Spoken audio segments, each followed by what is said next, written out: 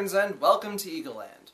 Today's manga is about a guy who changes into a girl and then falls in love with his former best friend. Minus the inexplicable sci-fi elements, this does bear some resemblance to a story about a transgender person.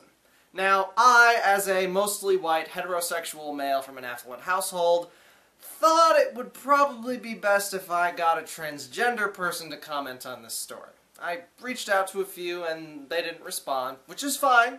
I'm nobody. So let me just make it clear that I'm not trying to act as if I can even vaguely understand the struggles of a transgender life. That being said, I'd wager that this is not an accurate representation of such a life. Because if you had lived as a boy for 15 years and suddenly changed into a girl, surely the first thing you would do is use your womanly charms to tease your best friend, right? Going back to the weird sci-fi element, apparently in this universe boys will turn into girls if the gender balance isn't right. It is far more common in young boys though, so this guy changing was unexpected. 1. How the hell does the boy's body know that the gender balance is off? 2. Apparently the mangaka saw this scene. Some West African frogs have been known to spontaneously change sex from male to female in a single-sex environment. And thought that could totally apply to humans. 3. Why and how does this transformation involve a butterfly cocoon? Yeah, jumping ahead a little here, but at the end it is shown that the transformation involves a literal butterfly cocoon. It was kind of hinted at with this picture on the cover of a parent help book, but that could have just been symbolic. Nope, it's literal. Humans can make cocoons in this world. Now I could go full science nerd on you right now and explain how it's possible for the human body to forcefully shift into another gender and throw all sorts of science terms at you. But I know that you know that I know that you don't care. But it shouldn't shock anybody that human beings cannot spin silk. Female organs, yeah, that's in human DNA.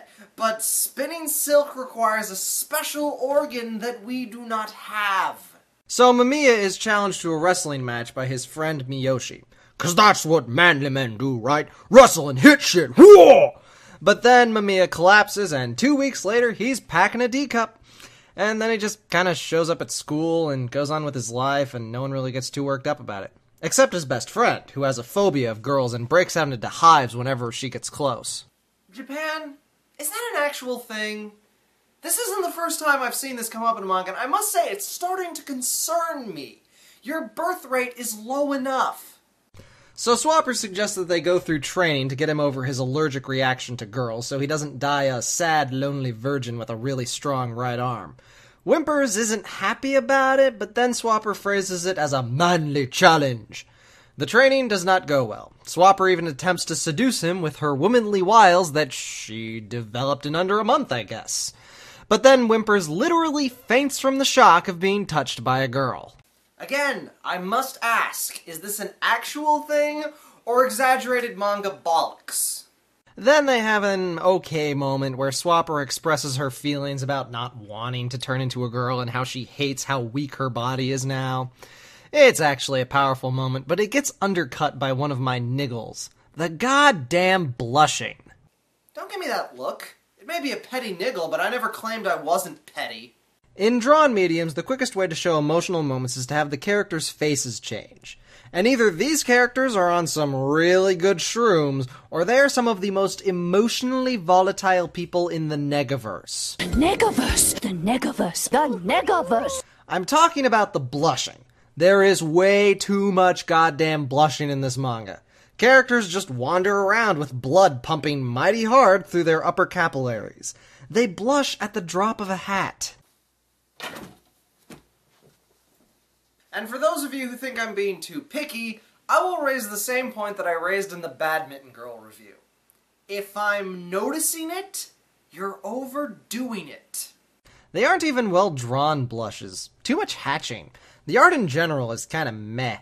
I've read other stuff by this mangaka, and she's pretty good. Not a lot of faces in her repertoire, which is very noticeable in this one, but good composition and excellent chibi work. So, the art is skilled, but not used well in this rather boring high school romance scenario. In fact, the whole manga is pretty meh. We said meh. M-E-H. Meh. The manga just sort of cancels itself out. I actually do like the characterization of Swapper. The manga does a good job of convincing you that Swapper would react with a sort of carefree shrug to switching genders. Outwardly, that's just how she deals with traumatic events. Similarly, the pre-swap friendship with Whimper is also very believable. But everything that happens post-swap is just cliched and lame.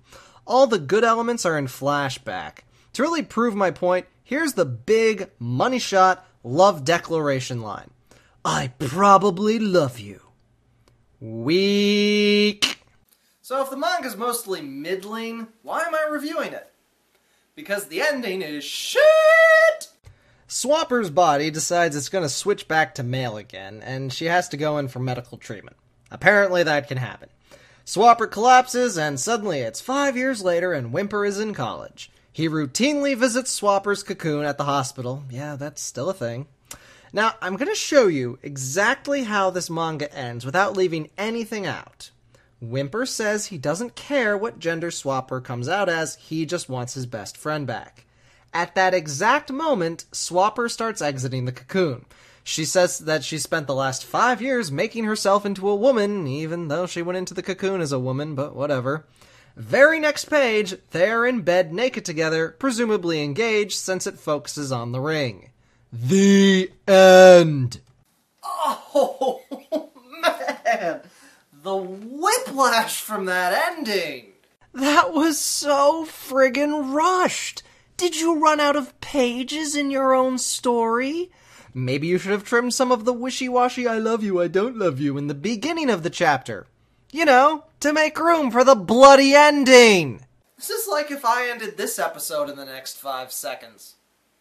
Oh shit, this manga is done by a girl counting on Plutoburns and this is Eagleland!